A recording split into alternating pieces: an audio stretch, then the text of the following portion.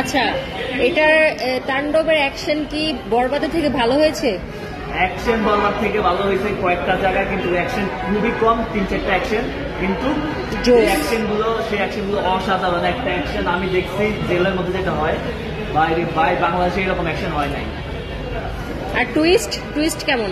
Twist তো মুভির লাস্টে, মানে এটা বলবো না, রিভিল করবো না, 3-4টা টুইস্ট আছে, টুইস্টের উপরে টুইস্ট। তো অলরেডি আপনারা জেনে গেছেন, আপনার নিশুও রয়েছে মুভিতে, সিয়াম রয়েছে, তো সবাই অ্যাক্টিং ভালো করছে। আর একটা পার্ট 2 বের হবে, পার্ট 2 আরো হিট হবে, আপনারা লাস্ট পর্যন্ত বুঝবেন না গল্পের কাহিনী কি।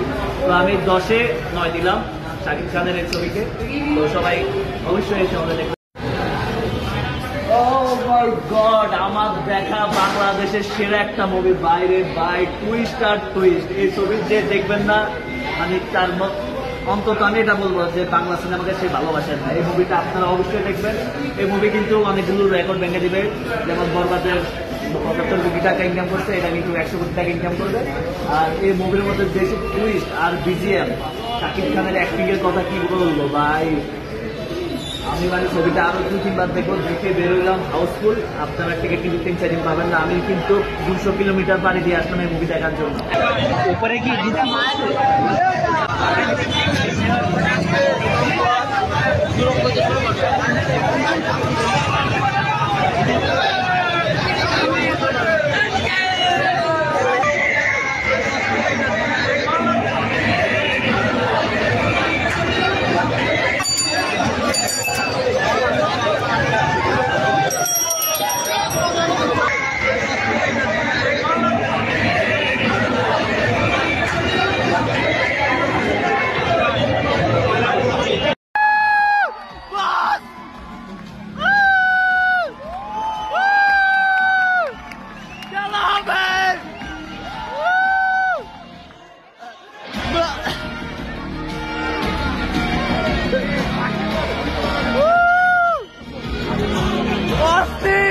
মিখাইল পার্ট 2 আসবে।